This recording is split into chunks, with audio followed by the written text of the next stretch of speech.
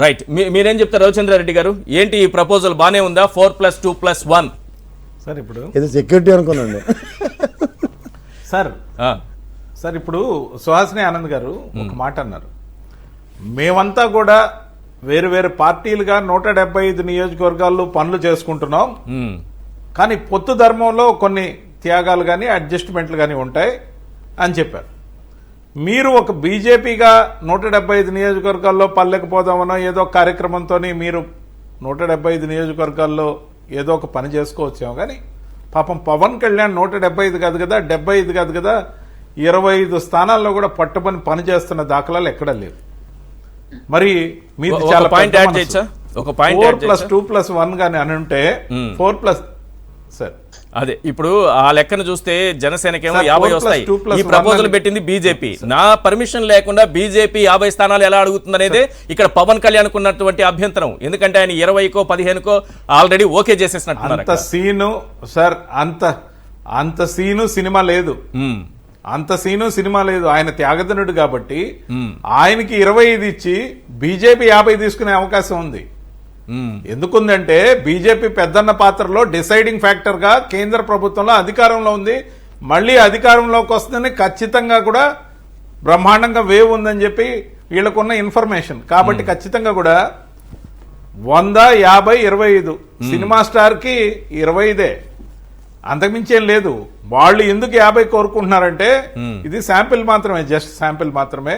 ఇప్పుడు 8 ఎంపీ సీట్లు వాళ్ళు తీసుకుని 2 ఎంపీ సీట్లు పవన్ కళ్యాణ్కి ఇచ్చేటప్పుడు వాళ్ళు 25 తీసుకుని 50 ఎందుకు ఇస్తారు సార్ పవన్ కళ్యాణ్కి? అసలు పవన్ కళ్యాణ్ దగ్గర అభ్యర్థులు లేరు. సుహాసిని ఆనంద్ గారు చెప్తున్నట్టు బీజేపీ కోసం పోటీ చేయడానికి చాలా మంది జనసేనకి 7% దాకా ఉంది కదా సార్. ఓట్ షేర్ 7% వరకు జనసేనకు ఉంది, 0.8% బీజేపీకి ఉంది. అలాంటి బీజేపీకి 50 స్థానాలు ఇస్తారా సార్? అలాంటి ఇలాంటి అని కాదు. మీరు మణిపూర్ లో చూశారు, లేకపోతే మిజోరంలో చూశారు, లేకపోతే నేనే కోట్ చేస్తున్నా సుహాసిని గారికి బదులు వాళ్ళు మాయ చేయగలరు, త్రిపుర వాళ్ళు ఏదైనా చేయగలరు. కాబట్టి ఈ పొత్తు కోసం వెంపర్లాట. చంద్రబాబు నాయుడు గారు ఊరికే పొత్తు కోసం పోతున్నారా? ఒకటి కేసులు, ఒకటి ఈడీ నోటీసులు, ఒకటి ఐటీ నోటీసులు. అసలు అతను మెర్జీ చేసినా ఆశ్చర్యం లేదు. ఒకవైపు నిష్ప్రయోజనంగా ఉన్న కొడుకు ఏదైతే ఉన్నాడో అతను పార్టీని ఏ విధంగా ముందుకు తీసుకెళ్లాలో తెలియక తండ్రి చేసిన తప్పులకి తను బలైపోతున్నానని ప్రతి మీటింగ్ తర్వాత మీరేసే క్వశ్చన్లు మరుసటి రోజు చూసుకోవడం, రోజు తండ్రి మీద యుద్ధానికి పోతున్నాడు అతను. నువ్వు చేసిన పని వల్ల నేను దొరికిపోతున్నా, ప్రతి ఇవ్వలేని హామీలన్నీ నువ్వు గత మేనిఫెస్టోలోని ఇచ్చావు.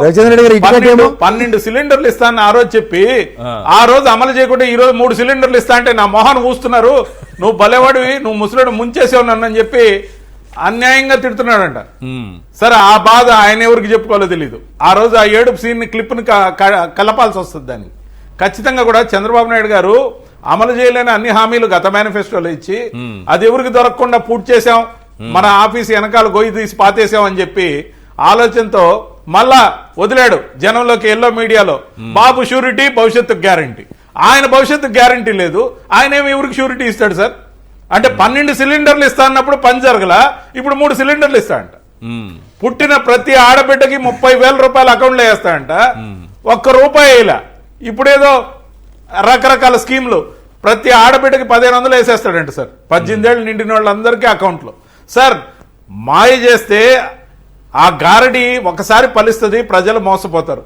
సంపూర్ణ రైతు రుణమాఫీ అమలు చేసిన గనుడు, డ్వాక్రా రుణమాఫీ కంప్లీట్ చేస్తా అన్న గనుడు.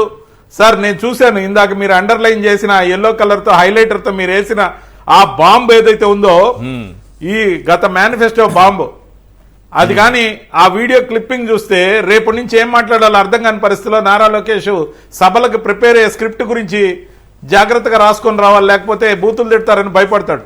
ఖచ్చితంగా కూడా అతను చెప్పే సూపర్ 6 ఏదైతే ఉందో దాంట్లో ఆ మహిళలకు ఉచితంగా బస్సు ప్రయాణం అని చెప్పి, ఆ ఇంటర్మీడియట్ వరకు ఆ రోజు ఉచిత బస్సు అని చెప్పి అది ఇవ్వకుండా ప్రతిదీ అవహేళన చేసి ప్రజల్ని మోసం చేసి ఏమార్చి మోసంతో ఏదైతే గతంలో గెలిచారో ఆ మేనిఫెస్టోని పాతేశాం కదా. జనం మతిమరుపు మీద ఆడుకుంటున్నారు సార్ వీళ్ళు, తండ్రి కొడుకులు. జనం మతిమరుపు మీద బెట్టింగ్ చేస్తున్నారు. ఆ బెట్టింగ్ లో నాకు కూడా ఒక పావలా భాగం అని చెప్పి పాపం పవన్ కళ్యాణ్ తాపత్రయం. ఇటువంటి క్యాలిబర్ లేని వాళ్ళు, క్యారెక్టర్ లేని వాళ్ళు, అసలు క్రెడిబిలిటీ లేని వాళ్ళు. ఇలాంటి నాయకులతో పొత్తు కోసం బీజేపీ ఎంపర్లాడడం ఆంధ్రప్రదేశ్ లో దయనీయం, శోచనీయం. ఎందుకంటే ఇన్ని రాష్ట్రాల్లో అధికారంలో ఉన్న బీజేపీ ఎప్పుడు పొత్తుల కోసం తాపత్రయపడకుండా సార్ ఇప్పుడు వాళ్ళు గగ్గోలైపోయారు. వాళ్ళకి 2014 వాళ్ళదే బాధ్యత కదా సంయుక్త. ఖచ్చితంగా సార్, ఆ రోజు వాళ్ళు ఎన్డీఏ అలయన్స్ లో ఉన్నారు, వాళ్ళకు కూడా బాధ్యత ఉంది. మరి ఇన్ని హామీల్ని తొంగలో తొక్కిన పార్టీతో, మోడీ గారిని బూతులు తిట్టిన పార్టీతో భార్యను చూసుకోలేని దేశం ఏం చూసుకుంటారని అవహేళన చేస్తే, సాక్షాత్ దేశ ప్రధానమంత్రిని బాలకృష్ణ గారు బూతులు తిడితే, మరి అమిత్ షా గారి మీద చెప్పులు వేస్తే ఆ అమిత్ షా గారు కాళ్ళు పట్టుకోవడానికి బయలుదేరాడు మళ్ళీ. అంటే అందితే జుట్టు, అందితే చెప్పులు వేయించడం, కాకపోతే వాళ్ళ కాళ్ళు పట్టుకోవడం. ఈ దరిద్రపు పార్టీని ఎందుకు ఎంటర్టైన్ చేస్తున్నారో 4 సీట్ల కోసం మాకైతే అర్థం కాదు. ఎథిక్స్ ఉండాలి, మోరల్స్ ఉండాలి, వాల్యూస్ ఉండాలని మోడీ గారు చెబుతారు. ఇది ఎక్కడ మోసపూరితమైన విధానం మాకు అర్థం కాదు. కానీ మేము వాళ్ళ పొత్తులకు వ్యతిరేకం కాదు, కానీ సమాజం పట్ల బాధ్యతతో వ్యవహరించాలి. ఎవరైనా అంత బాధ్యత లేకుండా, జనం ఏమనుకుంటారనే ఆలోచన లేకుండా పూర్తిగా పొత్తుల కోసం వెంపర్లాడుతూ గత 10 సంవత్సరాల నుంచి బీజేపీ దేశం మొత్తం అధికారంలో ఉంటే ఆంధ్రప్రదేశ్ లో అంగుళం ఎదగలేదు. అంగుళం ఎదగకపోవడానికి కారణం ఎవరు? చంద్రబాబు నాయుడు గారు మేనేజ్మెంట్ మ్యానిపులేషన్ స్కిల్స్ కాదా? పురంధేశ్వర్ గారు వచ్చాక, లేకపోతే అంతకు ముందు ఉన్న వాళ్ళు అయినా కానీ ఒక్క ఇంచు కూడా పార్టీని పెంచలేదంటే ఎందుకు పెంచలేదు? ఈరోజు వాళ్ళ ముందు సువర్ణ అవకాశం దొరికిపోయాడు. అడ్డంగా చేసుకోండి మెర్జీ, లేకపోతే 100 సీట్లు మీరే అడగాలనుకుంటున్నా.